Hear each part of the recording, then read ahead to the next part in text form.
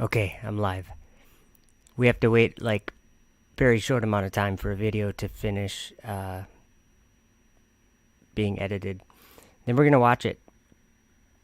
Until then, we're gonna watch this just for fun. The Crew Dragon. The Crew Dragon to get us from Earth to low Earth orbit. The Crew Dragon, the Falcon 9 rocket into space. Crew Dragon, Crew Dragon, Crew Dragon, now here on the International Space Station. Orbiting laboratory. Work is being done up there. The International Space Station is outside the Earth's atmosphere in space. Tricky spacewalk. Astronaut on the International Space Station to help keep the space station running. Maybe you're working on the toilet to understand dark matter to space. Thawing out, human cells to return that science to Earth's microgravity laboratory. It's like 6,000 square feet up here in the International Space Station. There's a lot of other people up here. We're going to be here for 6 months. We're in it for the long haul, which is also very exciting. Spacewalks and using tools in space. The Artemis program. The Artemis program. The Artemis program, and the work that we do right here on the International Space Station. Been an astronaut. Oh gosh, I'm just not going to be any good at that. Space station. We're looking back billions of light years. It's kind of mind-boggling. To the space station. I experienced some nausea. How is sleeping in space? Because you're just floating. It's not used to just floating, and so it does feel a little weird. Floating up in space. Our planet is 2/3 covered in ocean. Of course, I love to look out the window at our beautiful planet. It's lovely to look out the window and watch the world go by. Well, it's got to be floating. And just kind of perch up on the wall. I can just hop over to the side and just find a nice little perch to sit on board the space station. What does it smell like in space? So that's an interesting question. So it smells like people up here. It's not really fresh air. When people went out to do a spacewalk and then came back inside, I smelled the smell of cooking meat. It smelled like hamburger to me, which was so strange. And that smell is the smell that space smells like hamburger. It smelled like hamburger to me, which was so strange. We have so much fun up here. It's just a great time up here.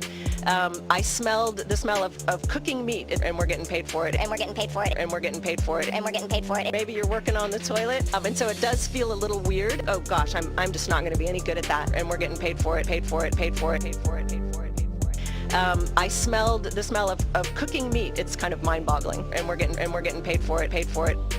The beast that thou sawest was and is not, and shall ascend out of the bottomless pit and go into perdition. And they that dwell on the earth shall wonder, whose names were not written in the book of life from the foundation of the world, when they behold the beast that was and is not and yet is.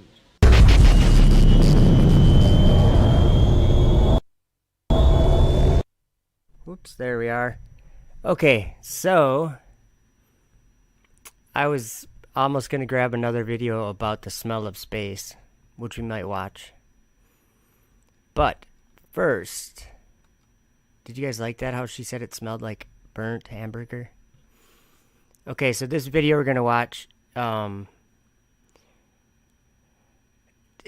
me it's troubling that these are, I guess it's troubling, but at the same time, it seems like I've had, and many of people have had plenty of time to contemplate some of these things and learn and believe something different, but I'm going to pause it during this video. I think it's only a few minutes, but it'll probably take a while to get through it. So, this is I don't even know how to say it. NASA does not have a good outlook on life itself.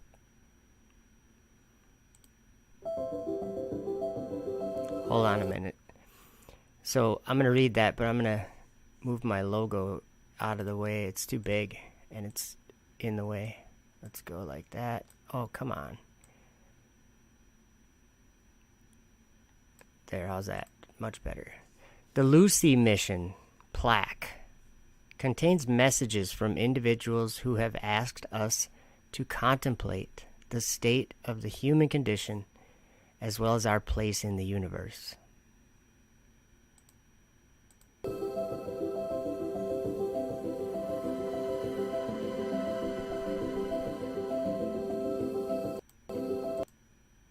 Okay, these thought leaders,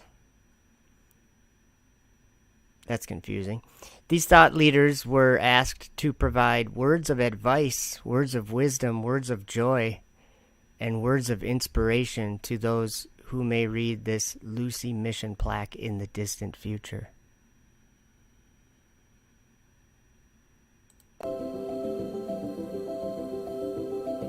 Thought leaders. What?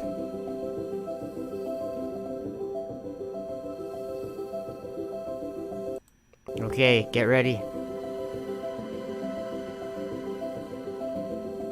And this is what I want to say to people, to beings, to consciousness who are so far away, I can't even imagine them. To represent our culture accurately, we should include hopelessness. Yeah, we should include hopelessness. I understand the point he's making, but this is full of this stuff. It is hopeless. They're talking about darkness, space. That's where their hope goes. And they even talk about faith in this, okay? Risk-taking, the role of fortune, good or bad. To understand each desire has an edge. To know that we are responsible for the lives we change. No faith comes without cost. No one believes without dying. There are no curses. No faith. What did she say? No faith comes without... Let's go back. That we are responsible for the lives we change. No faith comes without cost. No one believes. No faith comes without cost. Believes without dying. There are no curses. Only mirrors held up to the souls of gods and... Wrong. There are curses. There's a specific curse.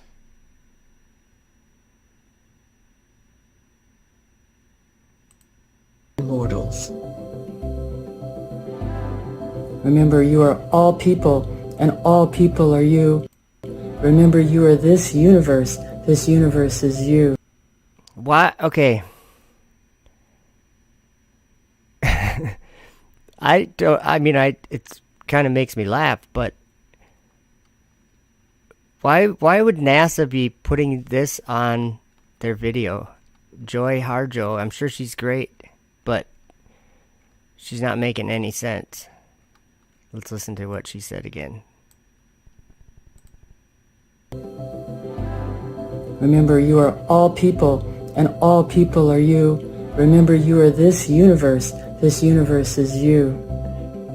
I would just like to say that this wonderful emissary to the Trojan asteroids is itself a message. Lucy speaks for all that is best about human ingenuity, curiosity, and endeavor.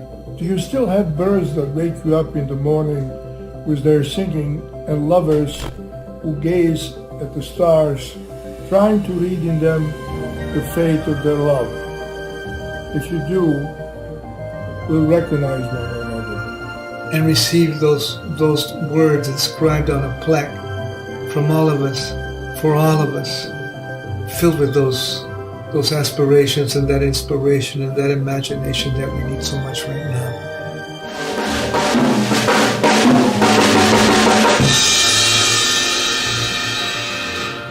A little noisy, but I'm so excited.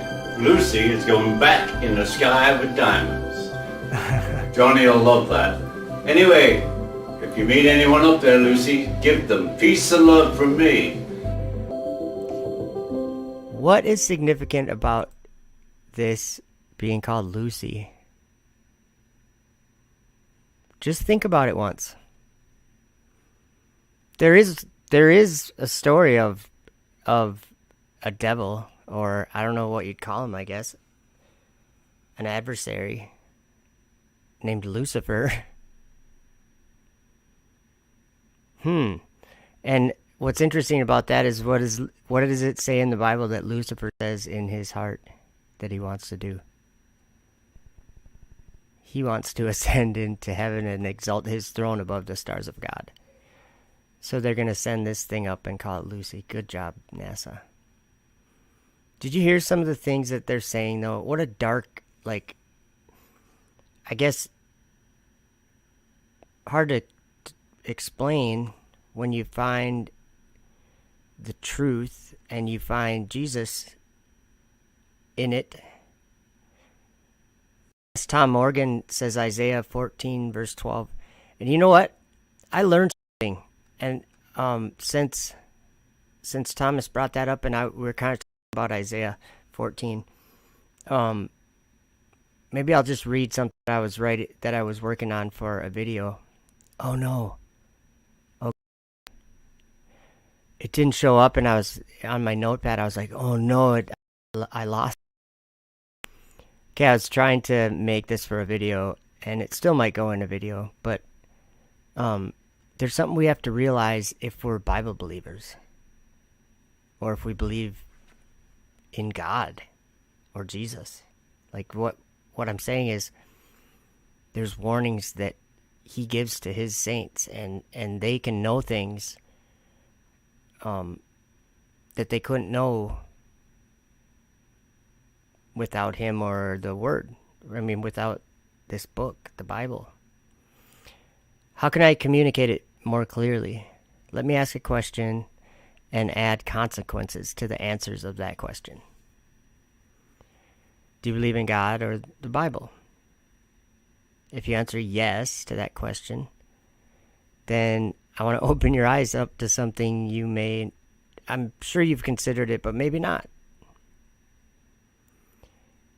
If you believe the Bible's true,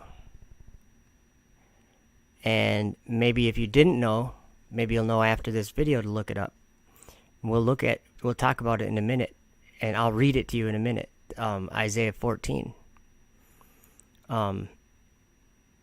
Here's part of it, and it's the prophet Isaiah reveals something to us if we're paying attention.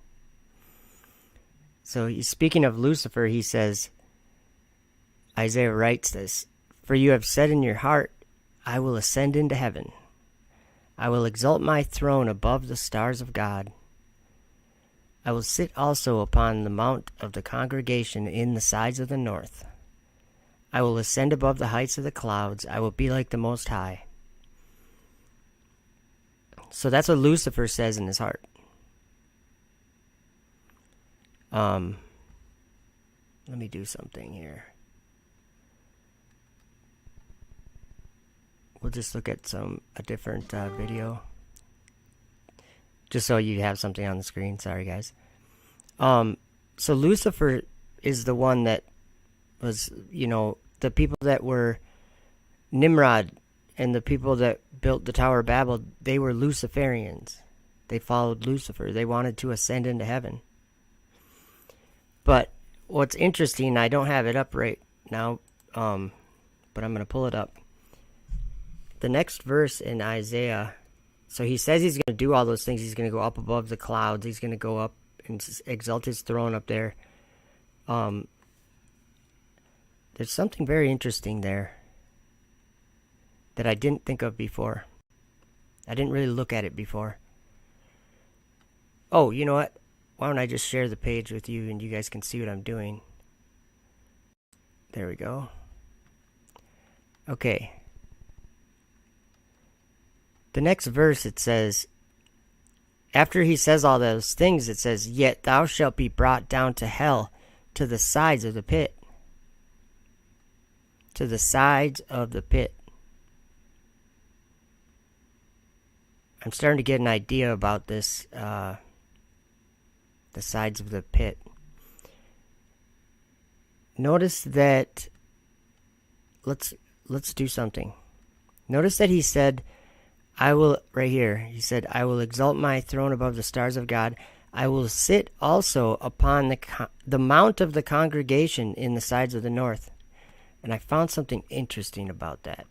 Something I didn't expect to find, because the word congregation to me didn't seem like it would be very good translation, or so, like they maybe could have used a different word after I looked at this. So that was verse 13. So we're going to go and look at the Strong's Okay, I have to go to verse 13. This was interesting to me. So he says he's going to ascend into heaven, ascend above the stars of God, exalt my throne. And says, I will sit on the mount of the congregation on the farthest sides of the north. The sides, you guys. Okay? So let's look at 4150 of the congregation. I think this is the one that I was like, wow, that's not what I expected it to mean. My computer's just a little bit slow right now. Yeah, Tom Morgan, another good one. Obadiah 1:3-5, exactly. And I already saw someone was talking about a flying scroll in the chat, or flying roll. Either way. There we go. Moed, I guess. Moed. Appointed time, place, or meeting. Can you guys think of an appointed time or appointed place that, say, a lot of people are searching for? Abraham was looking for it. It has great foundations. Zion, Mount Zion, New Jerusalem.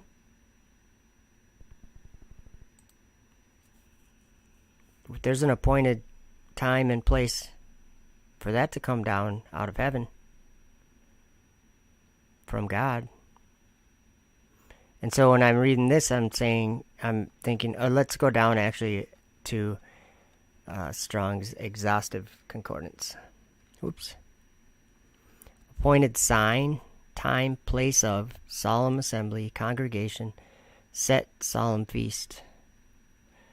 So, interesting anyway. I think he said he'll sit, let's go back there, sorry. He will sit on the mount of the congregation. Well, I think that's a battle then. That's a war then going to happen from that. YouTube's telling me that there's buffering, so sorry if there's buffering. Okay. That was just interesting to me. The sides of the north. One other thing I'll show you. Whoops. I have to... Really waiting for my computer. It's really slow. Whoop. Something very, I think, probably important to realize is that Enoch totally described this place that they're calling space. So did Jude, mentioned it too. Wandering stars.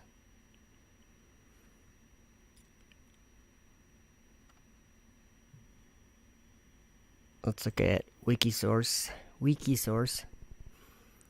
Okay, it was just interesting to me because it was the sides of the north, or the, and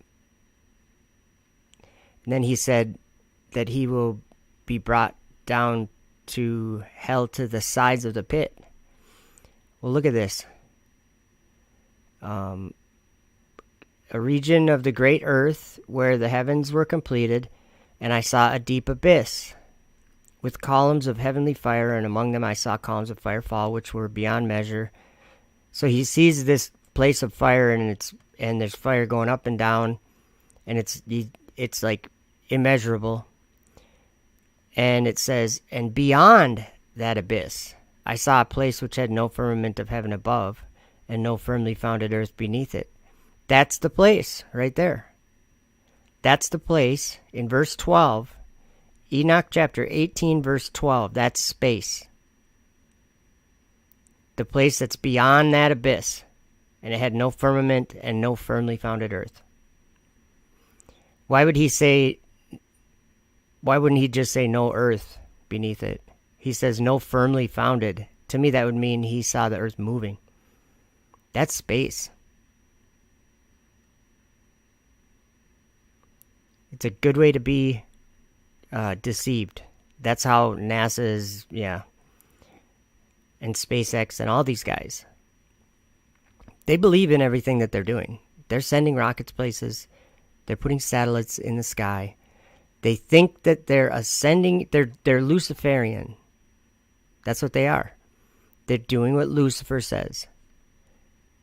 Let me go over what Lucifer said, because I read it, but I want to like dig into it even to make it more clearly, okay? Or more clearly understood. Okay, so let me restate what he said. He said, oh, you guys can, hopefully you guys can probably just read that with me. Right here. He said he will ascend into heaven. This means he will go up to the sky. That's what it means.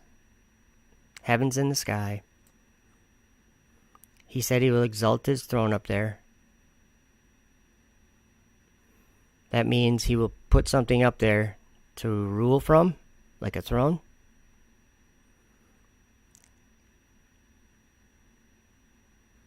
Space station.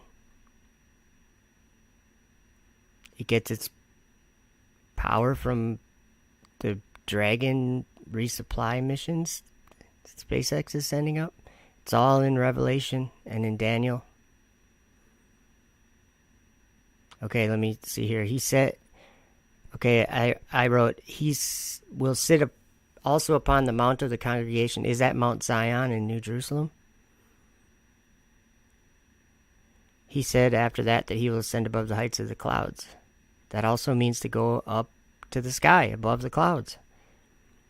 That's what rockets do.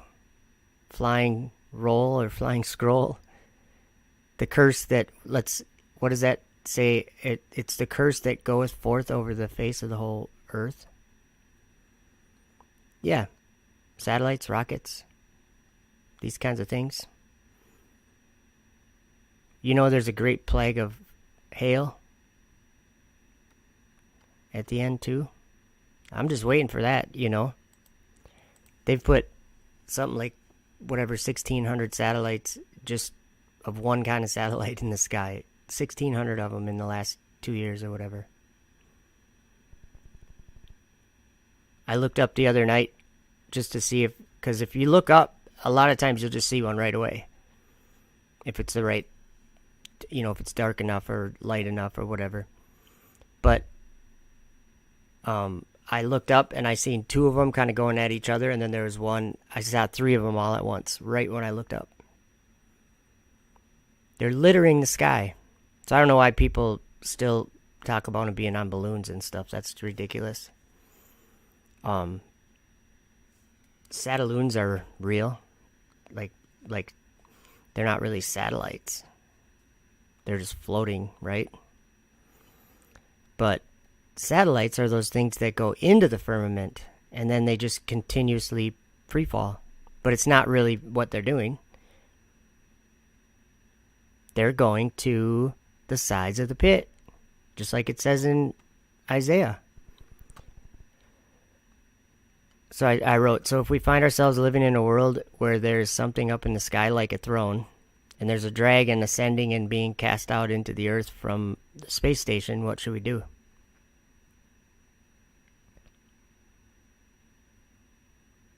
Yeah, Larry, chariots of fire. Yep. Yes, chariots of fire. Let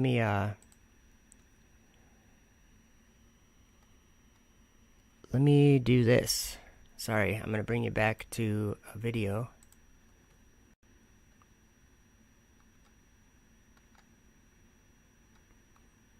About the smell of space. Well, you know, in Enoch chapter 67, it talks about those dark waters where the angels are punished. And it says that the smell of sulfur was connected with those waters.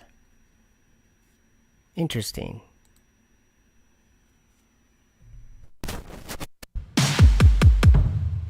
And then as soon as they wanted to open the hatch, the cosmonaut and astronaut who were with me told me, are you ready for the smell of space? Because it's a very unique smell, and this is the only time you can smell it. So I was ready there, and they opened the hatch, and I take a good whiff, and it smelled something like a burnt cookie. And I kept telling them, it feels weird. It's very People unique. are baking in space. I know. When they opened the hatch, did Dragon have that new car smell? It absolutely did. In fact, there was a little bit of space smell in the vestibule, and then when we got that hatch open, you could tell it was a brand new vehicle. Space smell. Things don't smell the same. Their burnt steak and gunpowder smell that many astronauts report in the airlock. That's one of the few smells you can smell strongly. You're inside the spaceship most of the time. The only time you could smell space is when you come back in from a spacewalk. And as you repressurize the airlock and open the hatch, there's a distinctive smell to it. And it smells a little bit like being on a shooting range, like that sort of lingering gunpowder cordite smell. So maybe a little bit like brimstone. A little bit like brimstone. That's what it smells like. Owen from San Francisco says, they say that the sense of smell creates the strongest memories for a person. What does the ISS smell like, and what scent do you miss on Earth? The ISS, we've got a really good filtering system. There's air flowing. In fact, everything you hear when you're up here is fans going and air circulating. So we're constantly getting a fresh supply of oxygen. We're constantly getting the carbon dioxide scrubbed and all the other things filtered out. So it really doesn't smell, although when we first docked with the shuttle, there was a noticeable smell, but you get accustomed to it very quickly, so I can't tell anything anymore. There's one smell up here that's really unique, though, and that is the smell. We just call it the smell of space, but we experience it when I haven't had a chance to do a spacewalk yet. I'm still waiting and hoping for that. But when other guys did, and they came back in, after we repressurized and opened up the volume for them to come back into the station, there's this really, really strong metallic smell. And I don't know exactly what it is. Something to do with maybe atomic oxygen interacting with the suit materials, or we're not exactly sure what it is. It's a very distinct smell, and it's the smell of space. It's really cool. When you come in from a spacewalk, you're surrounded by the emptiness of space. It's sort of like the opposite of air. There's nothing there at all. When you quickly repressurize the hatch and you open up the hatch and you smell, what is that lingering smell from a... Sorry, that was me. That used to be exposed to space. The smell in there is a little bit like that trace of a smell of gunpowder or burnt steak, or sort of like brimstone, like a witch has just been there. It's a cool, lingering trace of a smell. I think what it really is, brimstone, like sort of that metallic gunpowder-fired smell, that a witch has just been there.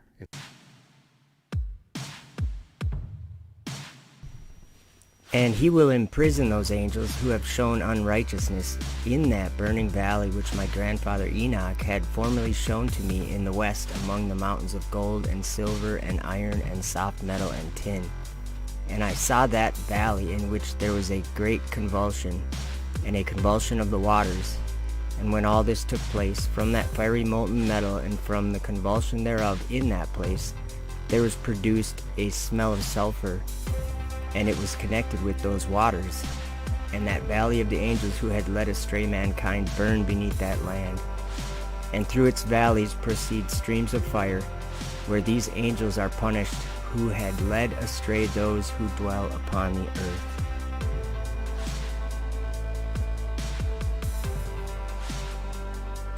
And God said, "Let there be a firmament in the midst of the waters, and let it divide the waters from the waters." And God made the firmament, and divided the waters which were under the firmament from the waters which were above the firmament. And it was so. And God called the firmament heaven. And the evening and the morning were the second day. The weird part about it is space is so incredibly black, so incredibly dark. It's a bottomless pit of deep black. Almost so deep it almost has a texture when you look at it. And even darkness which may be felt.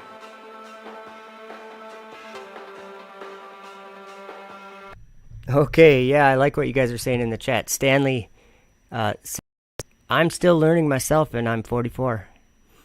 That I think we're all learning, and that's, I think, important to point out. At least that everybody knows that the things that, like the things I put on my channel, like about the firmament or some, these are new things to me. I'm learning these things, learning about these things, learning about darkness, and learning about what space actually is. And I'm learning from the prophets the truth. They wrote the truth. So while I was, while that video was playing, I was trying to go to chapter 56 in the book of Enoch. It says, the last struggle of heathen powers against Israel. That's the title of it. And it's talking about the days when the angels shall return. And it says right here, so the idea that NASA fakes space, that should be an idea that people let go of soon. That's not what's happening. You aren't being fooled by some other person. And NASA is not doing the fooling. It says here in verse 6, and they shall go up and tread underfoot the land of his elect ones. And the land of his elect ones shall be before them a threshing floor and a highway. But the city of my righteous shall be a hindrance to their horses. Yeah, look what it says in verse 8. In those days, Sheol shall open its jaws, and they shall be swallowed up therein, and their destruction shall be at an end. Sheol shall devour the sinners in the presence of the elect. Is that what we're watching? I mean, I have people that are subscribed to my channel that tell me how my flat earth beliefs are going to be so silly when they're doing commercial space rides or whatever. Like, tomorrow morning I might live stream, I might not, but Jeff Bezos' flight is supposed to be happening tomorrow morning. Blue Origin. And they're the same thing as Richard Branson. It's just a glorified, I don't know what you call it, a shot put.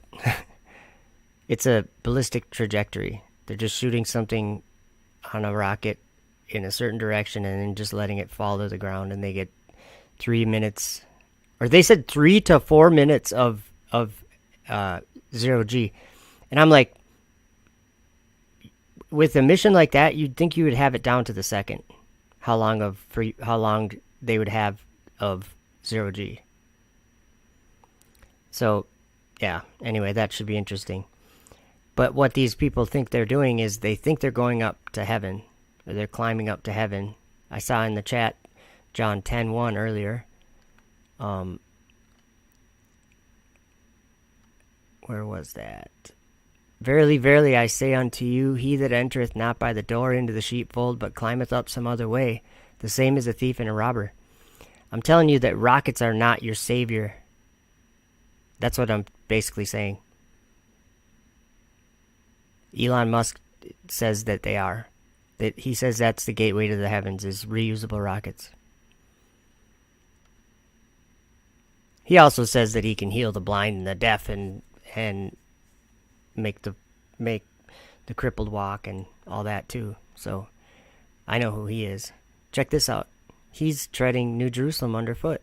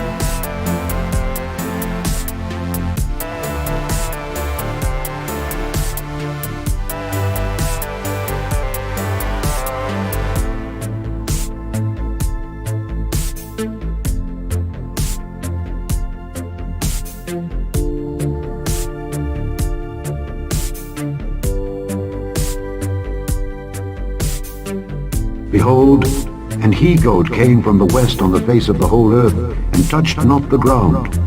And the goat had a notable horn between his eyes. And he came to the ram that had 2 horns, which I had seen standing before the river, and ran unto him in the fury of his power.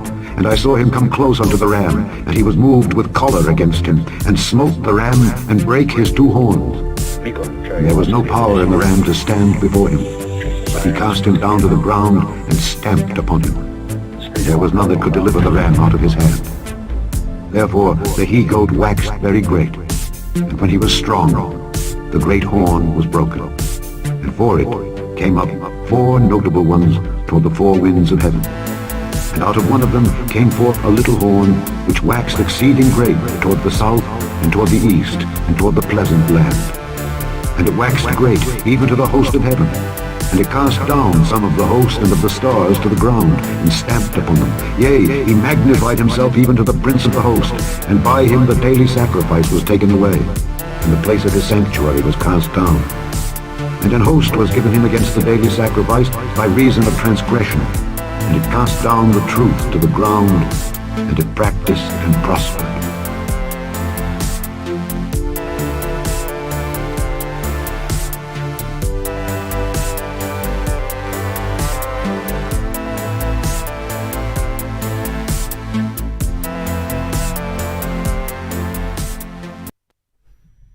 Oh, welcome, P900 Cool Pics. Says, hey, Apt Up World, you showing comedy vids again?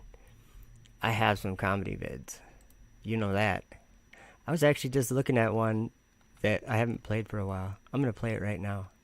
Well, maybe it's totally serious. No comedy involved. None at all. It's called That's That. Hello all, and welcome to another episode of Effed Up World TV. I'm your host, Simon Dan. And in the sun, in the shiny part, it's 150 degrees.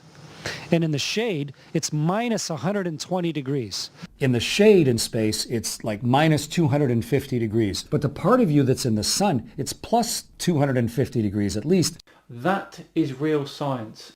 It's a bottomless pit. The world is flat all the time.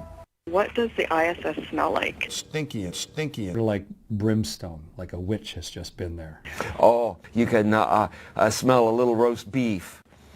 When we first docked with the shuttle, there was a noticeable smell, but you get accustomed to it very quickly, so I can't tell anything anymore. You know, there was some I don't know how to describe it, but some feeling that it was real air that was coming in. And on the hatch, I think we told to each other, hey, can you smell the stinky and roast beef in space? What you smell in space in the cabin is generally each other.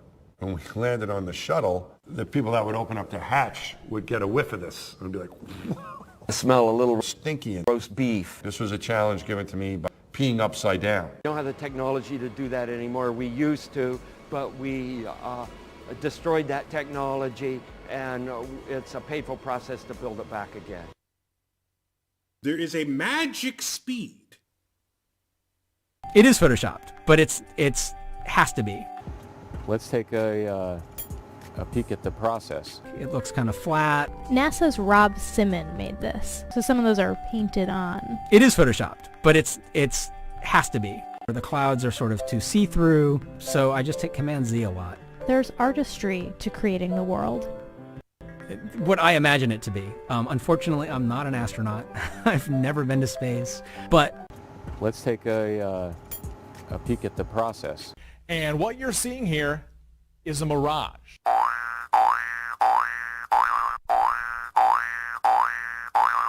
We must solve these challenges before we send people through this region of space. No, now I'm not sure we went far enough out to encounter the Van Allen radiation belt. Maybe we did. No. Naturally. I don't know the distance to the Van Allen radiation belt. Naturally. And we used to. If we did, it wasn't a problem. Naturally. Just as it passes over the Indian Ocean, we lose communication. We destroyed that technology. No. Naturally. We'll pass through the Van Allen belts. Maybe we did. An area of dangerous communication. Radiation. See things that we don't know. Naturally, radiation like this could harm the guidance systems, onboard computers, or other electronics on Orion. flash of light. The problem is we don't have the technology to do that anymore. Naturally, we have to pass through this danger zone twice. No. Once up and once back. Space is not necessary. But Orion has protection. And it looked like it was on the moon. But Shielding will be put to the test as the vehicle cuts through the waves of radiation. I'm not sure. Sensors aboard will record radiation levels for scientists to study. We must solve these challenges before we send people through this region of space. It's a painful process. Learn about Flat Earth by subscribing to Effed Up World on YouTube. The Earth is not curved, and that's that. Okay, there I played it. I have one observation that I made that I'll drill into you one more time.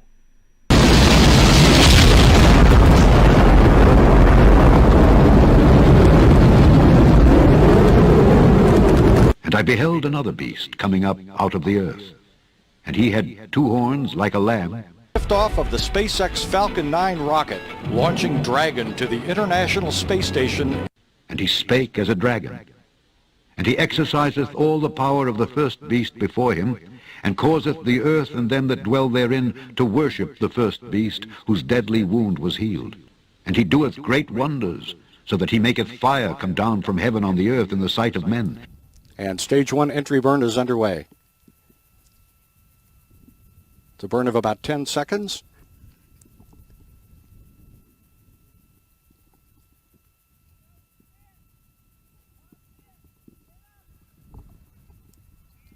Stage 1 entry burn shut down. So that he maketh fire come down from heaven on the earth in the sight of men. Falcon 9 first stage headed back toward Cape Canaveral Air Force Station, where it launched 6 minutes, 37 seconds ago. Stage 2 performance nominal. And he doeth great wonders, and deceiveth them that dwell on the earth by the means of those miracles which he had power to do in the sight of the beast.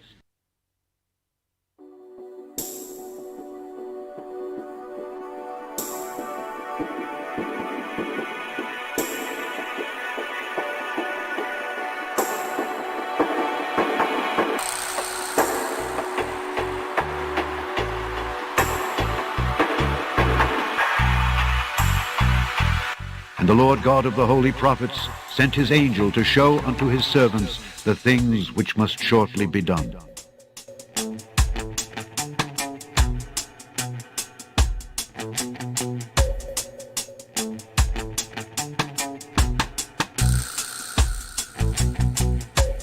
Those precious young people.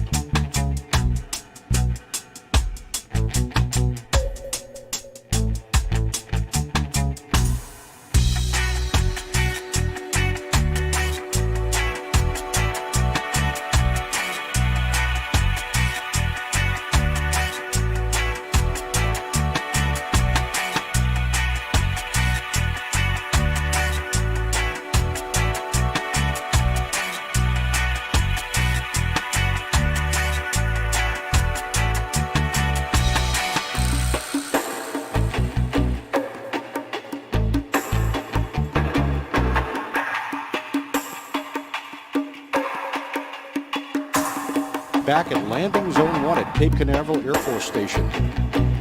LZ1, the F9 has landed. Landing operators proceed. For thou hast said in thine heart, I will ascend into heaven. I will exalt my throne above the stars of God. I will ascend above the heights of the clouds. I will be like the Most High. And after these things, I saw four angels standing on the four corners of the earth, holding the four winds of the earth, that the wind should not blow on the earth, nor on the sea, nor on any tree.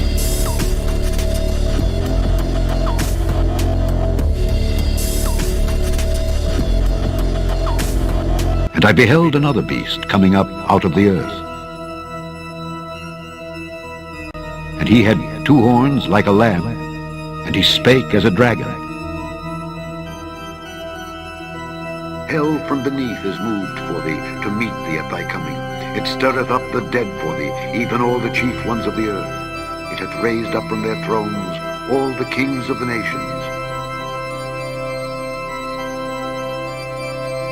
And he doeth great wonders, so that he maketh fire come down from heaven on the earth in the sight of men, and deceiveth them that dwell on the earth by the means of those miracles which he had power to do in the sight of the beast.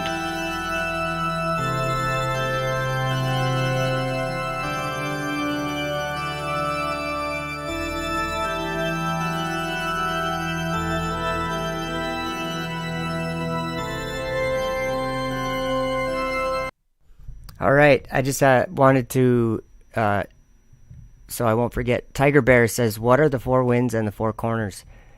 We will talk about that in about less than 2 minutes, because that's important. Whoops, I don't know why it's not playing.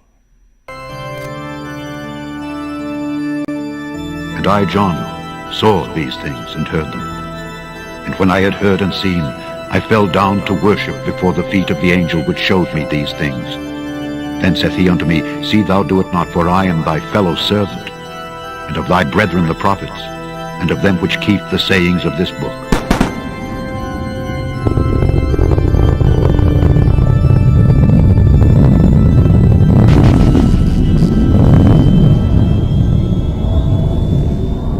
And when he had spoken these things, while they beheld, he was taken up, and a cloud received him out of their sight.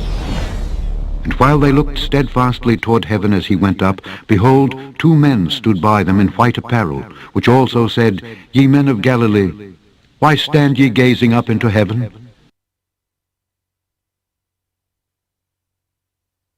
This same Jesus which is taken up from you into heaven shall so come in like manner as ye have seen him go into heaven.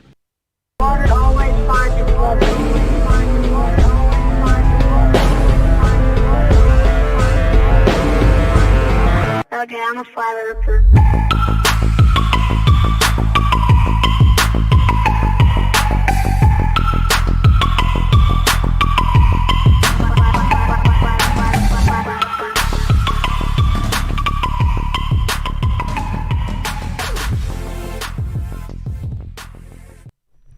That song, I'm trying to remember who made that song. It was a Mark Sargent interview. But I'm trying to remember who made the song. It was, I'll remember it. So, let's look at Enoch chapter 18. Because he gets to see the treasuries of all the winds. So, I'm going there and then I'll bring you guys over there. Desktop. There we go. The first 5 verses here are talking about the winds, and they hold this whole creation together, basically. I'll just read it. I saw the treasuries of all the winds. I saw how he had furnished with them, with the winds. I saw how he had furnished with them the whole creation and the firm foundations of the earth.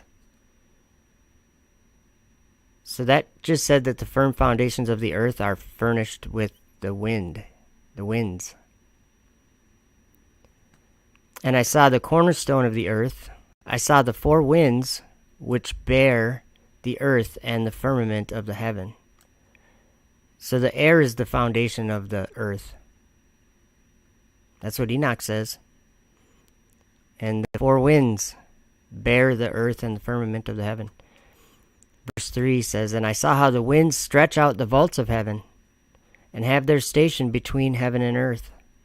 These are the pillars of the heaven. The winds are the pillars of the heaven. Verse 4, I saw the winds of heaven which turn and bring the circumference of the sun and all the stars to their setting. That's why we're all saying Earth is flat, because this is what the stars do. They move over us in a circle. That's what we observe. That's what everyone observes. Even the NASA people observe it. And they somehow think it means they're spinning. It's sad. Okay, I'll start that verse over. I saw the winds of heaven which turn and bring the circumference of the sun and all the stars to their setting. I saw the winds on the earth carrying the clouds. I saw the path of the angels I saw at the end of the firmament of the I saw the path of the angels. I saw at the end of the earth the firmament of the heaven above. There you go. And the four corners, I'm not sure what that exactly is. I think it might also mean like 4 quarters, like if you were to take a circle and to cut it into 4 pie pieces or whatever. Like 4 quarters that way. Not like 25-cent quarters, but spelled the same way. If that makes sense. So yeah, I think I should just read that again because it's like full of stuff. I saw the treasuries of all the winds. I saw how he had furnished with them the whole creation and the firm foundations of the earth. And I saw the cornerstone of the earth. I saw the 4 winds which bear the earth and the firmament of the heaven. I saw how the winds stretch out the vaults of heaven and have their station between heaven and earth. These are the pillars of the heaven. I saw the winds of heaven which turn and bring the circumference of the sun and all the stars to their setting. I saw the winds on the earth carrying the clouds. I saw the path of the angels. I saw at the end of the earth the firmament of the heaven above. And then that's when he goes to the place that I've been talking about is the sides of the pit. He goes somewhere first that I'm not sure what he's describing, but let's just read the rest of the chapter. Okay. And I proceeded and saw a place which burns day and night, where there are 7 mountains of magnificent stones, 3 towards the east and 3 towards the south. And as for those towards the east, one was of colored stone, and one of pearl, and one of jacinth, and those towards the south were of red stone. But the middle one reached to heaven like the throne of God, of alabaster, and the summit of the throne was of sapphire. And I saw a flaming fire. And beyond these mountains is a region, the end of the great earth, where the heavens were completed. And I saw a deep abyss, with columns of heavenly fire, and among them I saw columns of fire fall, which were beyond measure, alike toward the height and towards the depth. And beyond that abyss I saw a place which had no firmament of the heaven above, and no firmly founded earth beneath it, and there was no water upon it, and no birds, but it was a waste and horrible place. I saw there 7 stars, like great burning mountains, and to me, when I inquired regarding them, the angel said, "This place is the end of heaven and earth. This has become a prison for the stars and the host of heaven. And the stars which roll over the fire are they which have transgressed the commandment of the Lord in the beginning of their rising, because they did not come forth at their appointed times. And he was wroth with them, and bound them till the time when their guilt should be consummated, even for 10,000 years." So let me just point out that God imprisoned 7 stars until judgment because they were guilty, because what did they do? They didn't come forth at their appointed times. Well, the way I look at it, the sky is a calendar that we still use, and that is the calendar. And that is the clock. And it is times and laws. And when they put satellites up there, they're changing that. When they put a space station up there, they're changing that. I have footage that I just put up on my channel of filming the ISS go over with my Nikon P1000. Okay? That is something flying over my house. And it looks like a star. And I think that would be a star that's not given an appointed time to come forth. Man put it up there.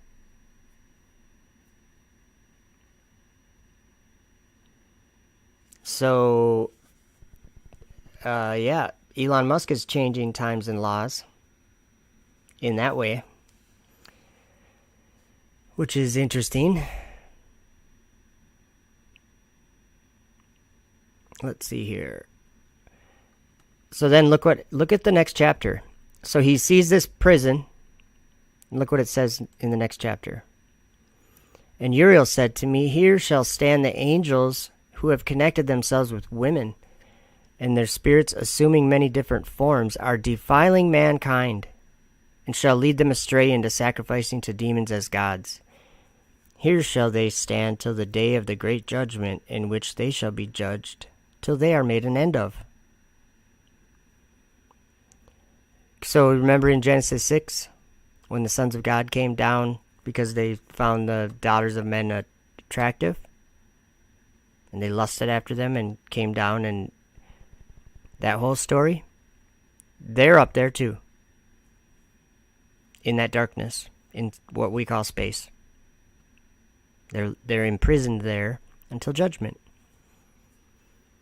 And they're defiling mankind because they can change their form.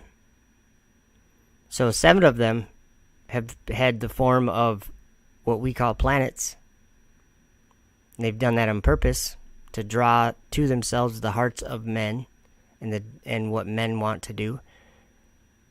I was talking with my friend yesterday. It's interesting.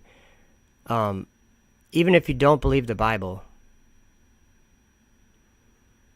there's something about up versus down.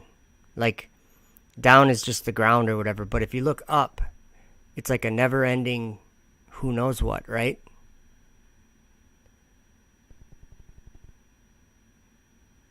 The sky's the limit, you know? Well, if you think about it, there actually is a limit. And we just read about it in chapter 18. The 4 winds. Okay, there was the winds of heaven, which is like a great sea. That's why I think when we're talking about the beast coming up from the sea in Revelation 13, and the beast or what did it say in Daniel 7? I just did a video about it. I just read Daniel 7 in a video. But what does it say? I lost that. I lost it. Deb Wood says the moon wobble will cause flooding on the earth, says science. I say it's weather manipulation. You know what I was thinking about? If the weather changes on earth, you know why? It's because of space exploration. That's why. Period. That's why the earth is going to be destroyed. That's why weather's going to go get crazy. That's why all of a sudden the sky's going to just collapse one day. And I mean one day. You can read about it in Revelation. 1/10 of the city fell. I think it said 1/10 of the city fell. And that's talking about the sky. It's not talking about your local city. It's talking about Babylon. Babylon the Great. Hey, that's another interesting thing. You know how we were just reading in the book of Enoch, we were just reading about this prison, right? Where all these angels and these planets are these wandering stars are imprisoned. Let me show you something else. Chapter 21. It's like he goes there again or something. And I proceeded to where things were chaotic. This is a few chapters later. So I saw there's something horrible. I saw neither a heaven above nor a firmly founded earth, but a place chaotic and horrible. And there I saw 7 stars of the heaven bound together in it, like great mountains and burning with fire. Then I said, for what sin are they bound, and on what account have they been cast in hither? Then said Uriel, one of the holy angels who was with me, and was chief over them, and said, Enoch, why do you ask, and why art thou eager for the truth? These are the number of the stars of heaven, which have transgressed the commandment of the Lord, and are bound here till 10,000 years, the time entailed by their sins are consummated. And from thence I went to another place, which was still more horrible than the former. And I saw a horrible thing, a great fire there, which burnt and blazed, and the place was cleft as far as the abyss, being full of great descending columns of fire. Neither its extent nor magnitude could I see, nor could I conjecture. Then I said, how fearful is the place, and how terrible to look upon. Then Uriel answered me, one of the holy angels who was with me, and said to me, Enoch, why hast thou such fear and affright? I answered, because of this fearful place, and because of the spectacle of the pain. And he said unto me, this place is the prison of the angels, and here they will be imprisoned forever. They're in hell. NASA goes sideways into hell. So one interesting thing about, you know how people always are talking about you can't have gas pressure, next to a vacuum or whatever, that concept. I don't think that's like, I understand the argument, but it isn't a vacuum. NASA treats it as if it's a place where there's just normal dimensions, like three-dimensional place that has physics in it. Like they see these planets with the moons going around them, and they think that backs up the idea of gravity. And so they find us just living in a world that was created with an up and down. And they have everybody thinking that they're being pulled towards the center of a ball, which is not true at all. And there's no evidence for anything like that. Everyone that's ever been alive experiences the ground underneath them, the sky above them, and you can look and see very far, or depending on where you're looking. Everybody experiences that. You can go around the whole world, but you're going to experience that the whole time. You're never going to be doing a front flip relative to your starting point if you circumnavigate the globe, because it's not a globe. Circumnavigation is, I think Tiger Bear already brought it up in somewhere in the chat, I think. The ISS is not going around a globe. It's just doing circles in the sky above the earth. Just as they experience and as we experience. We see it from the ground. We watch it go over. Thanks, Tom Morgan. Going into his secret place, Ezekiel 7:20 through 25, Psalms 18:11 and 9, Psalm 18 verse 9. I like that you put the references or the verses in the chat, Tom. That's good, because there's so many of them. Like Zechariah 5. Zechariah 5 is just something else. Jeremiah 51 talks about men lifting themselves up in their brigandines, in their suit of armor. Let the archer bend his bow. In Tower of Babel, they shot spears and arrows up at God from the tower.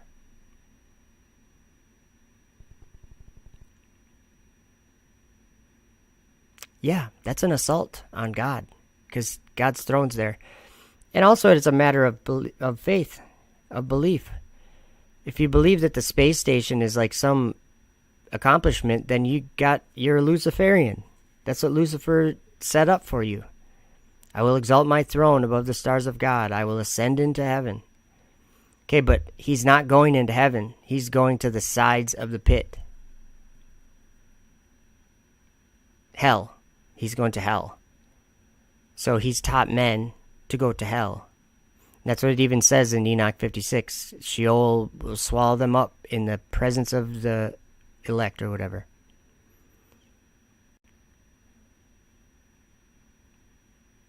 there's just so much, there's so much happening. Let's see, I'm going to go back to Dr. Gene Kim from California. He's a bright pastor. He's listening, and God's showing him things that are significant things.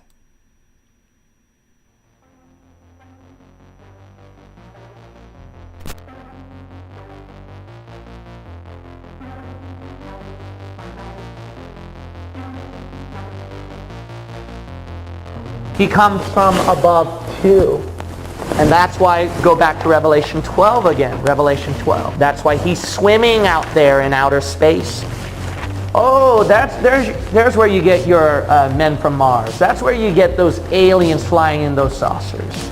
That's your adversary. That's Satan, because go to Isaiah chapter 27 verse 1. In that day the Lord with the sore and great and strong sword shall punish Leviathan. Well, that's clearly the devil. The Lord's punishing the creature here. Leviathan, the piercing serpent. There's your reptile. Even Leviathan, that crooked serpent, and he shall slay the dragon that is in the sea.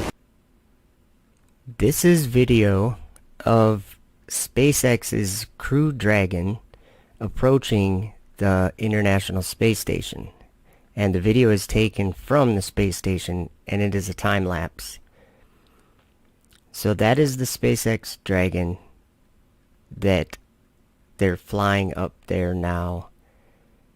And that vehicle was designed for a program back in 2011 or something called Red Dragon. And here is some information about that.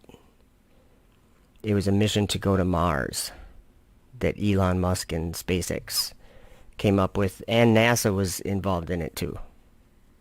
But that was canceled or whatever, discontinued. And so now they fly it as a means to bring people and cargo to the space station.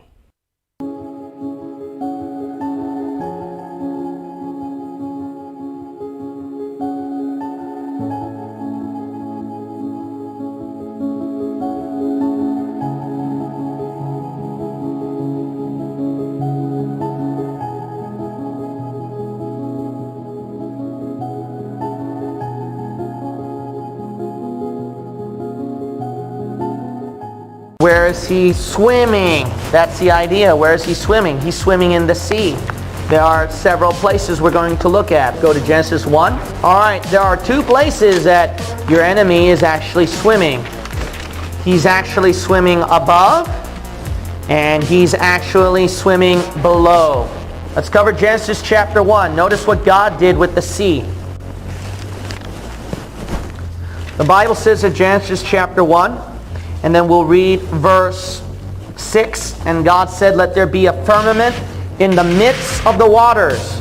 Okay, so this firmament is somehow this middle thing, okay, whatever it is. Let's call this firmament for now. We don't know what it is, but all we know, it's something that's called a firmament that's in between. In the midst of the what? Waters. So in other words, this firmament has to divide waters from above to below. Now, is that true? Yes, it is above and it is below, because keep reading that passage, it shows there, let it divide the waters from the waters. And God made the firmament, and God divided the waters which were under the firmament, right? And from the waters which were above the firmament. So let's say this is firmament, water below, water above. What's the water below? The water below is currently your ocean today. Look at verse 10. And God called the dry land earth, and the gathering together of the waters called he what? Seas. But look at verse 9. God said, let the waters what? Under the heaven. Firmament is called heaven. Look at verse 8. And God called the firmament heaven. All right, so we see here, wait, we could probably guess then. Oh, so then the firmament right here would be where people talk about those aliens flying and those UFO, and then the gods come down from above out in outer space, and etc. and etc. Let's see here. 14. God said, "Let there be lights in the firmament of the heaven to divide the day from the night." Look at verse 16. God made two great lights, the greater light to rule the day and the lesser light to rule the night. He made the stars also. And God set them in the firmament of the heaven. Look at that. So that clarifies it then. That's confirmed. So we are right that this is the firmament, that this is heaven right here, where the stars, sun, and moon would be. And then the Bible says the waters under heaven at Genesis 1, God called it seas. So then we can obviously see that this is referring to our current sea today. But there's another sea that's above, and that has to be above the universe. Is that true? Yeah, go to Revelation 5. It's called Sea of Glass. That's the floor of heaven. If that's the floor of the top heaven where God is at, then it shows here that, then it would make sense. This would be the roof. This would be above the universe. It's right in between the universe and where God resides. So let's look at Revelation chapter 4, and then the Bible says at chapter 4 and verse 3, "And he that sat was to look upon like a jasper and a sardine stone." And then you'll notice at verse 6, "And before the throne," see, that's where God resides, in the throne, "there was a sea of glass like unto crystal." So notice, sea of glass. Okay, I'm pausing it because this is the perfect place for me to introduce a different way of reading a certain chapter. Okay, so there's waters above the firmament, and he's describing the sea of glass that John saw, and that's where God's feet are, right? That's where his throne is, because they were brought up to his throne. So let me do this. I want to just leave the video paused so we don't lose our place, but I'm gonna go in my other page here and go to, let me just read something to you with this in mind, this sea of glass, okay? Oops, my computer's really slow, I'm sorry. I probably should just read it out of my Bible. I got it right here. Okay. I'm just going to tell you, there's a lot of ways of thinking that we seem to have as people that read the Bible, I'll just say. And I think if there would be a way to reset that and hear it for the first time, I wish I could do that. That's what I would try to do.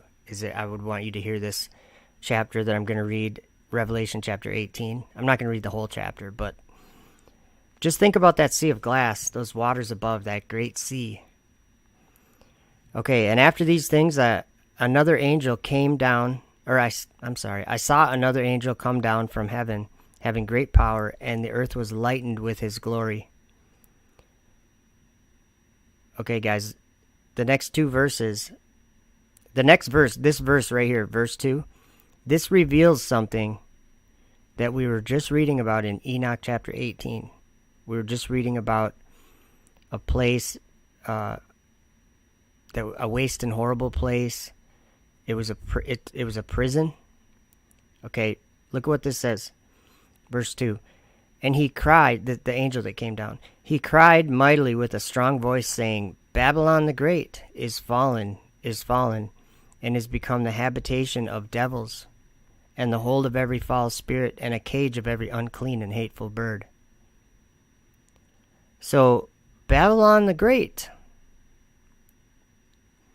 Mystery Babylon, that is a prison for evil spirits, for a habitation of devils, a hold of every foul spirit.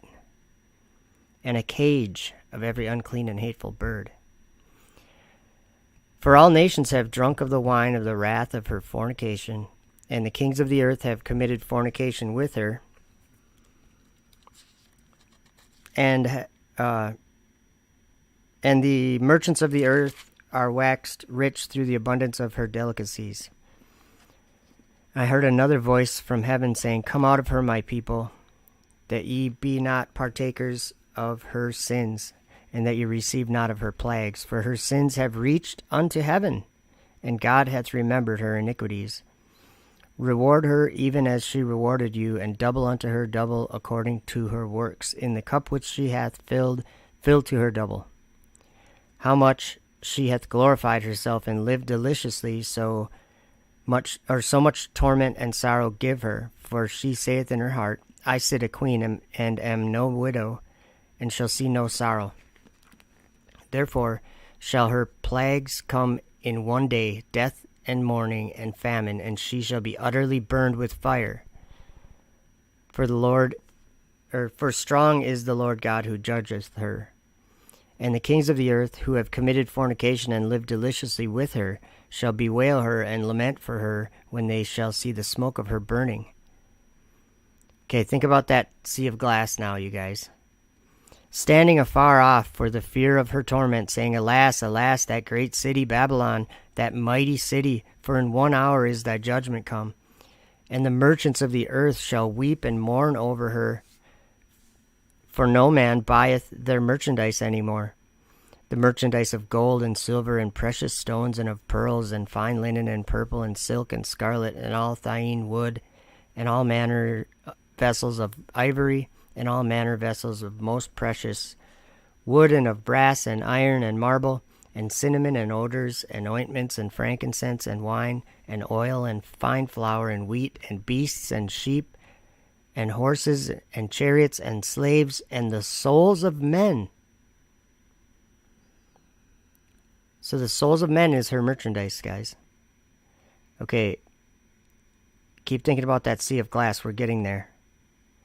And the fruits of that thy soul lusted after are departed from thee, and all the things which were dainty and goodly are departed from thee, and thou shalt find them no more at all.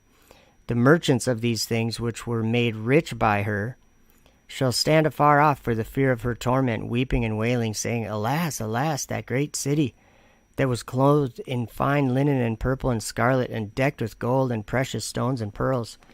For in 1 hour so great riches is come to naught, and every shipmaster and all the company in ships and sailors. This is what I'm talking about, the sea of glass. Listen to this. For in 1 hour so great riches is come to naught, and every shipmaster and all the company in ships and sailors, and as many as trade by sea, stood afar off, and cried when they saw the smoke of her burning, saying, What city is like unto this great city? Space! NASA! SpaceX! We're going to Mars! It's the solar system. That's Babylon. And they cast dust on their heads and cried, weeping and wailing, saying, Alas, alas, that great city wherein were made rich all that had... Whoops, sorry. Lost my place there. Alas, alas, that great city wherein were made rich all... Oh, that's not... Is that where he was? Sorry, guys. Yeah, I guess. And they cast dust on their heads and cried, weeping and wailing, saying, Alas, alas, that great city wherein were made rich all that had ships in the sea by reason of her costliness. You know how much a rocket launch costs? Ships in the sea. Just think about it, guys. We're having things revealed to us that we didn't know before.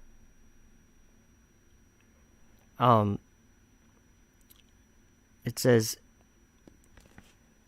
ships in the sea by reason of her costliness, for in 1 hour is she made desolate. That tells me that in 1 hour, all those things that they have launched up to space are going to come down in 1 hour. That's what it's saying to me. Rejoice over her, thou heaven.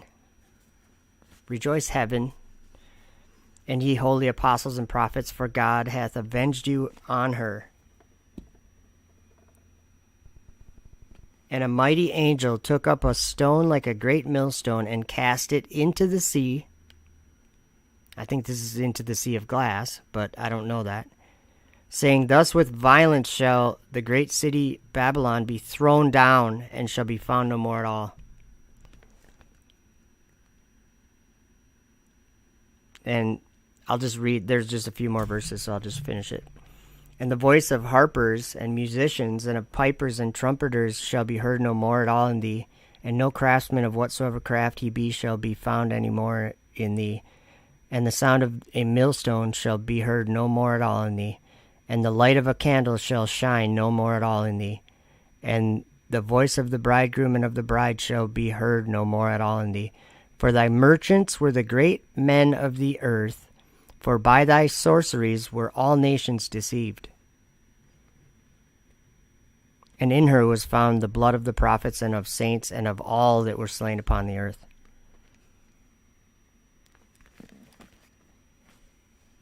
So yeah, I think that's Babylon, if you didn't catch that. Let's finish. Dr. Gene Kim's got to keep teaching us here. So another sea.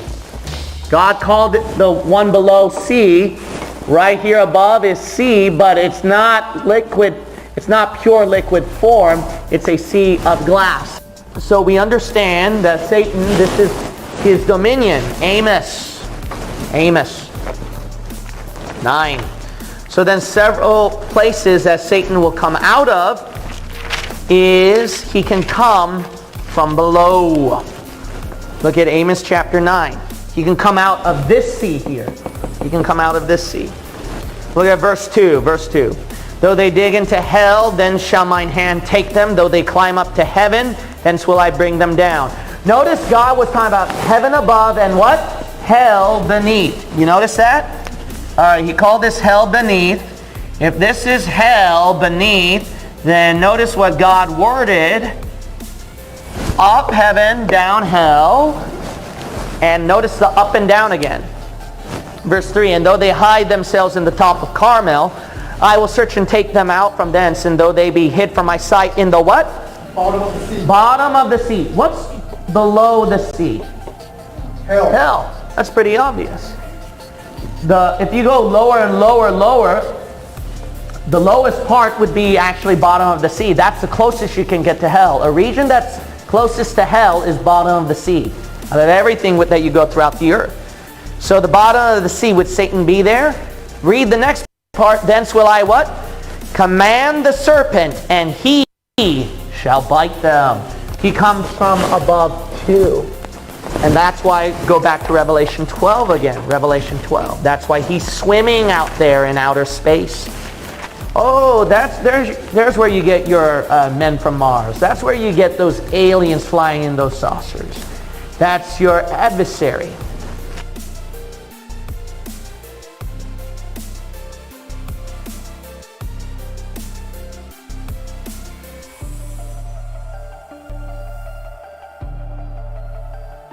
Look at Revelation chapter 12. Notice at verse 3, and there appeared another wonder in heaven, and behold, a great red dragon having 7 heads and 10 horns. So that's Satan, we know that. But look where he's swimming, verse 4. And his tail drew the third part of the stars of heaven. See that? He's right there. I told you so. And it cast them to the earth.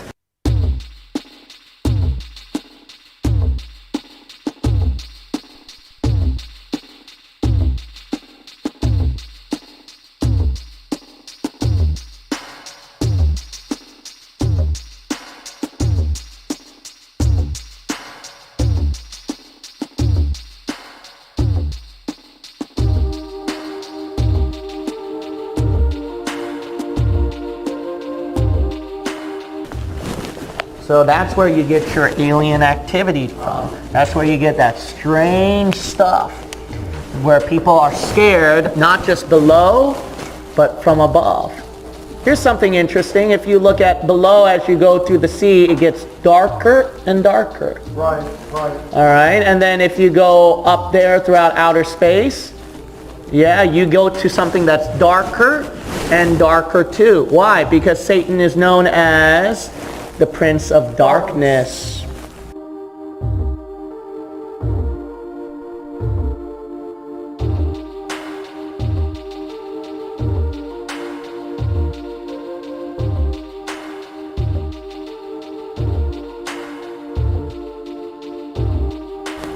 All right, that's something to... You go home and fast and pray about that for a while.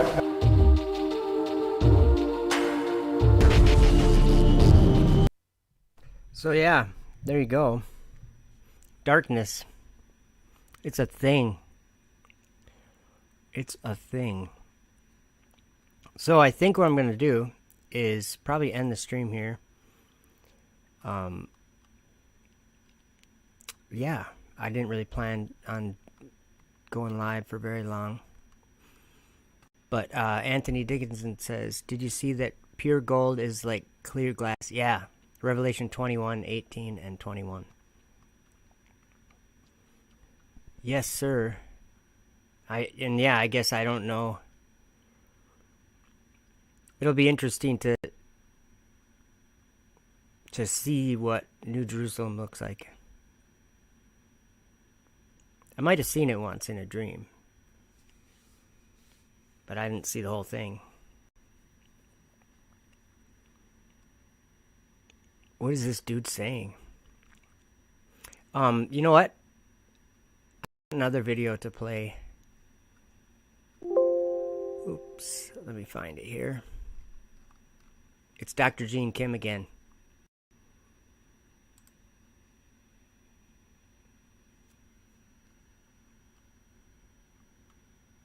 I gotta find it though.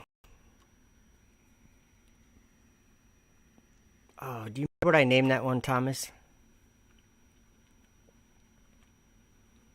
It wasn't like let me see, I'll see if I can find it. Actually, I think I know where it is now. I just remembered, I think.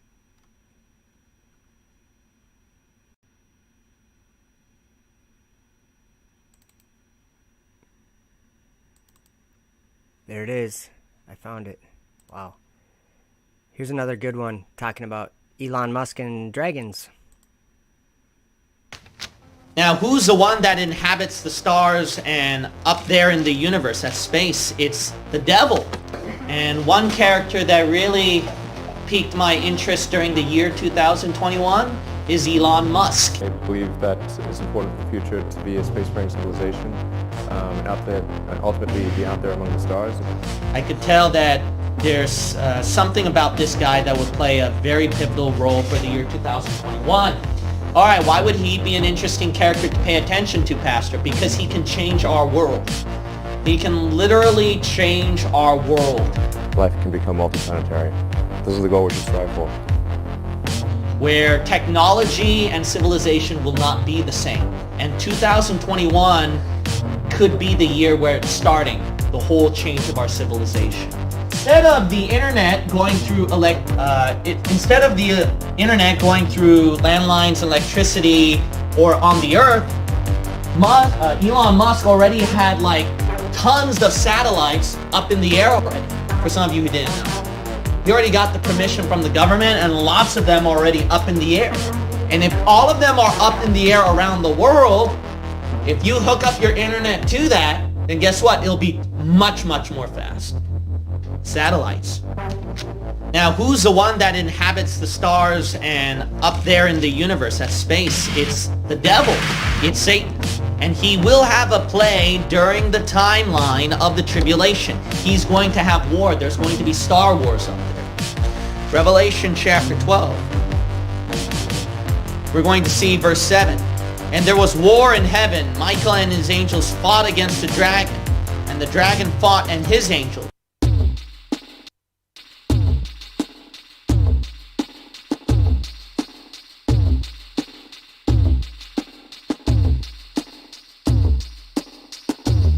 And prevail not. Neither was their place found any more in heaven. And the great dragon was cast out, that old serpent called the devil, and Satan, which deceiveth the whole world. He was cast out into the earth.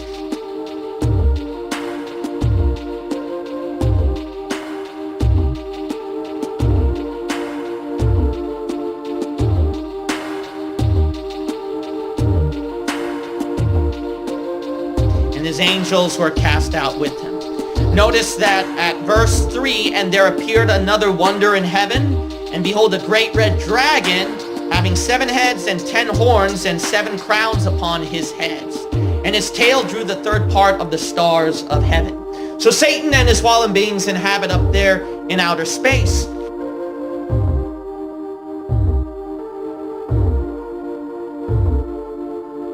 But remember, the Bible says he's the prince of the power of the air.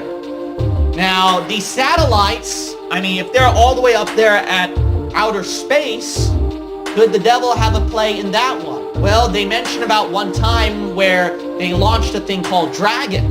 And liftoff. And I beheld another beast coming up out of the earth. Liftoff of the SpaceX Falcon 9 rocket. And he had 2 horns like a lamb.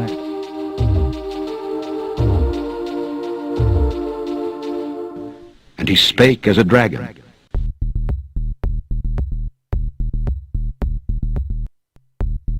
Launching Dragon. Dragon. Dragon. The dragon. Dragon. The dragon. Dragon. The dragon. To the International Space Station. And the dragon gave him his power and his seat and great authority. Dragon blasted to space. The dragon. Dragon is expected to stay attached to the space station until October 28th. And they worshipped the dragon which gave power unto the beast. Dragon is currently the only craft capable of returning a significant amount of supplies from the station. Which is very interesting. That name, Dragon.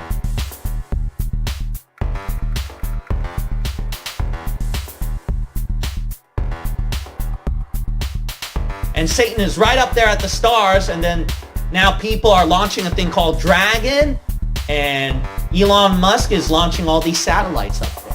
Could there be a connection maybe? Well, with this next prediction, it's probably true. The next thing, the third thing, is that he's actually, believe it or not, he's trying to hit for the moon now. They're gonna try to land on the moon again, or so they say, right? So depending upon, whether you believe that we really landed on the moon or not, but the point is that is the next prediction, is that they're going to hit the moon. And then once they hit the moon, remember the scientists, Stephen Hawking and all these guys, they were mentioning, look, our planet is dying, and they all know that too. So then they said the only way that mankind can survive as a species is that we colonize up there at a different part of the universe. So then Elon Musk is, I don't know if you knew this, but he has these rockets under the government's permission already. So then he's getting ready, from what I've read from some sources, is that he's getting ready to launch one perhaps around October of 2021. So then they're going to try to reach to the moon, and once they do that, then he can have his dream and vision fulfilled. Thou exalt thyself as the eagle, and wilt thou set thy nest among the stars, thence will I bring thee down, saith the Lord.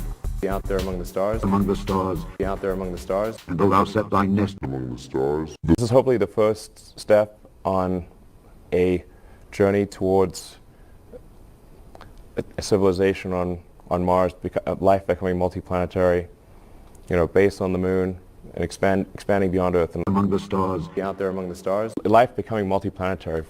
Musk is a very visionary man.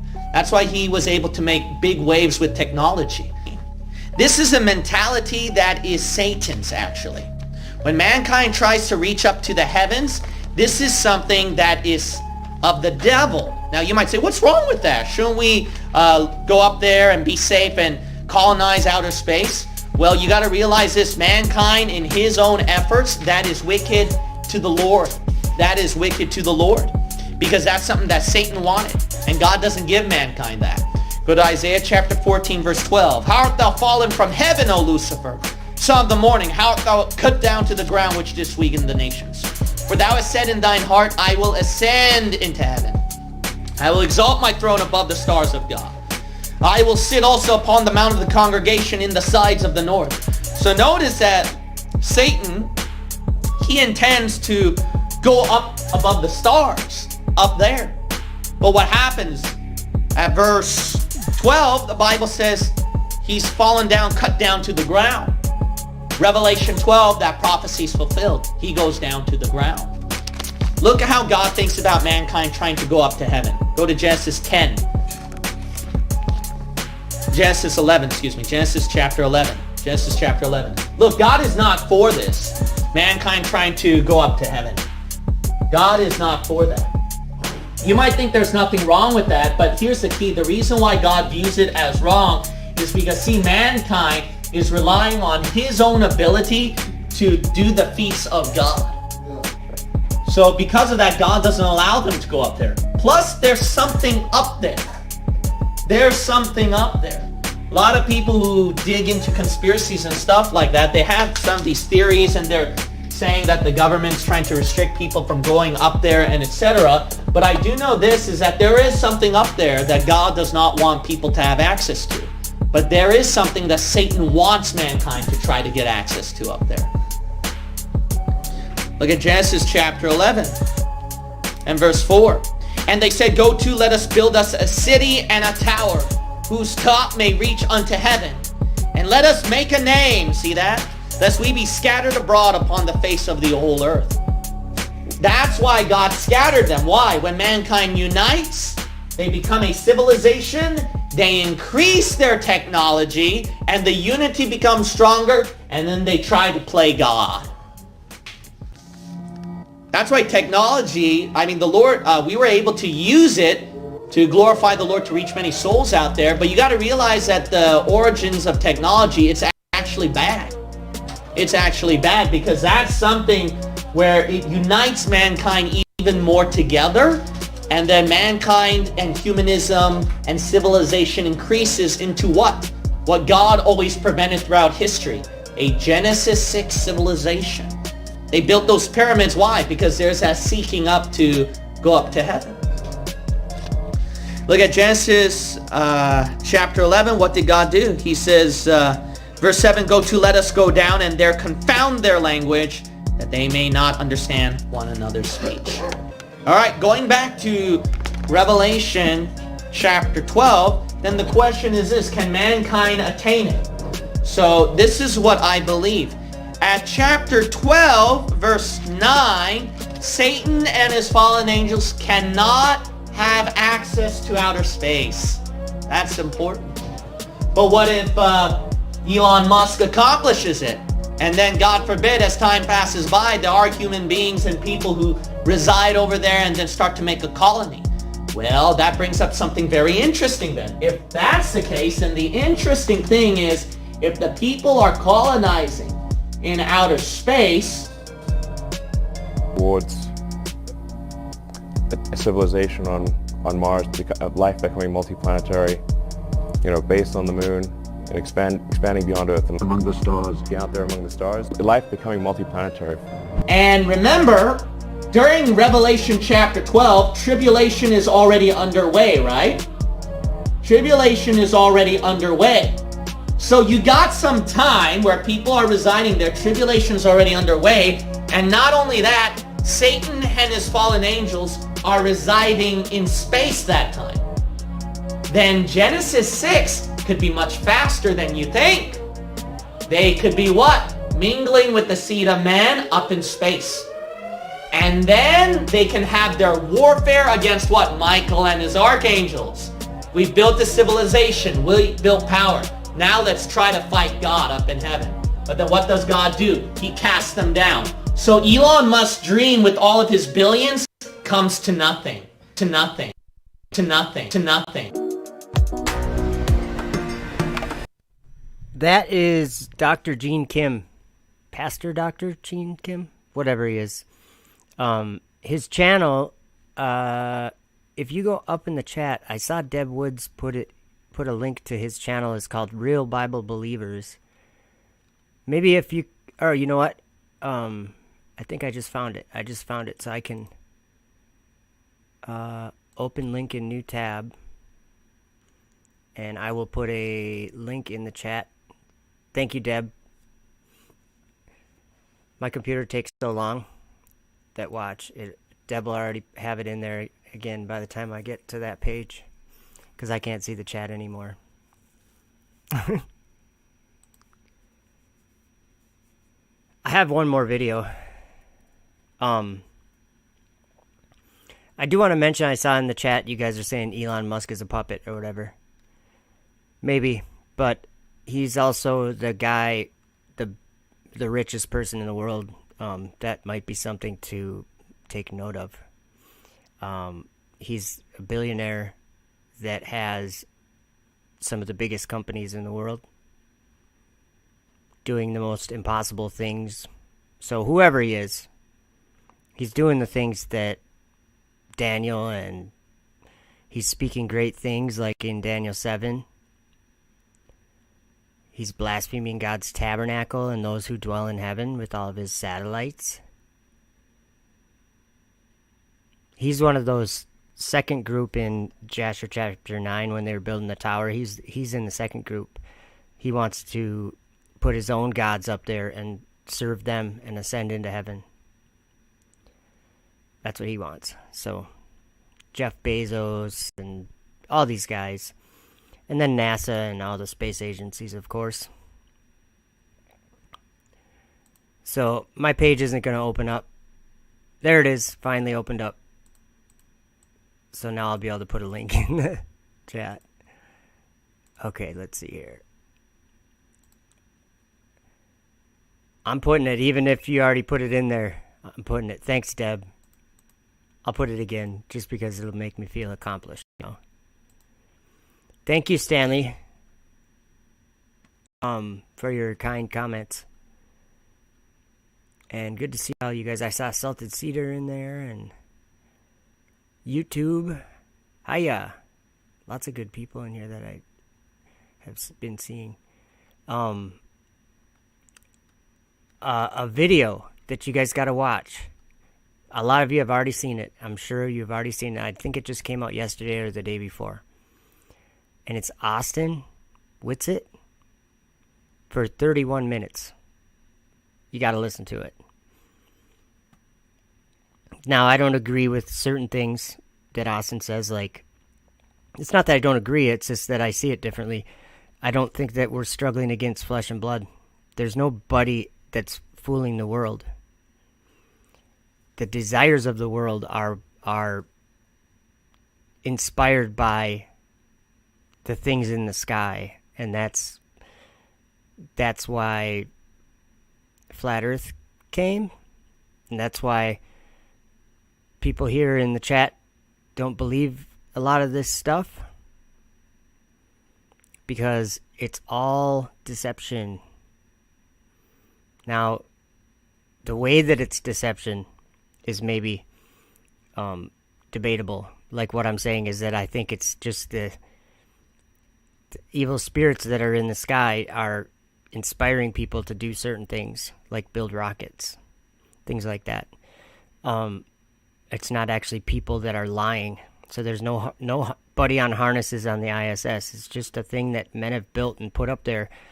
And they found that if they go sideways at 17,000 miles an hour, that they don't fall down. That's all. And there's no physics there. So they're not actually free falling. Maybe they are. They're in 0G. They're just, there's no forces acting upon them. They're just floating there. So, whatever. But, yeah, Tom Morgan, good point. Elon says he can do the miracles only Jesus can do. Hello, believers. I think Rin Tin Tin's got it right. Elon wants you to think he is a puppet. He's not very good at speaking and all that, you know.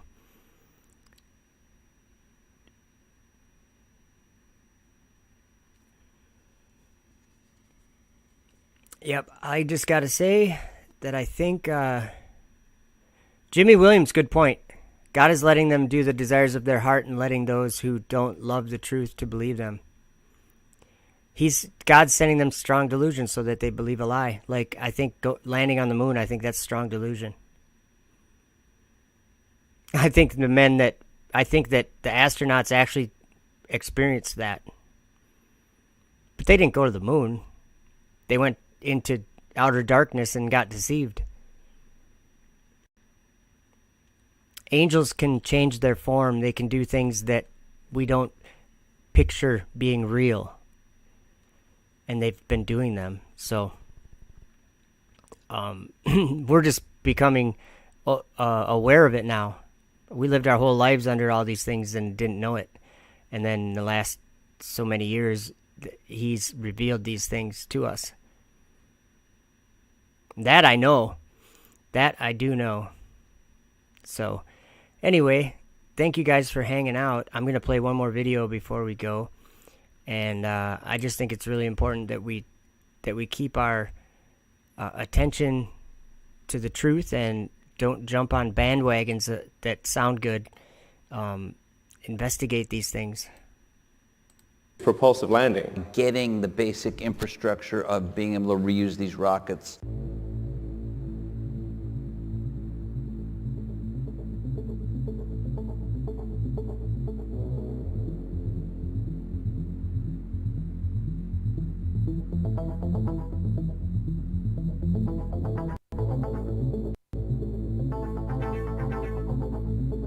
Propulsive landing.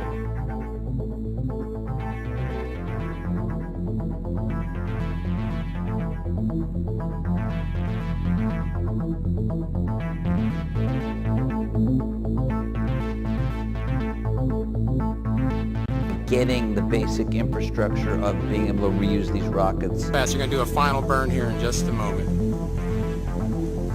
There's final burn 1 and 2. 2 candles coming down.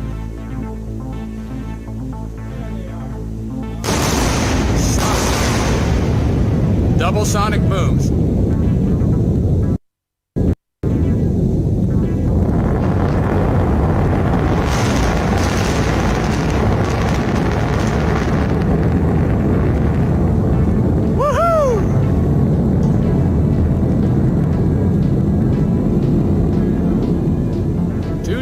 Beautiful landing. And I see 2 standing. Woo! There they go. Yep.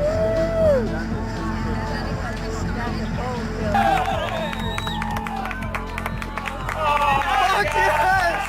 Holy shit!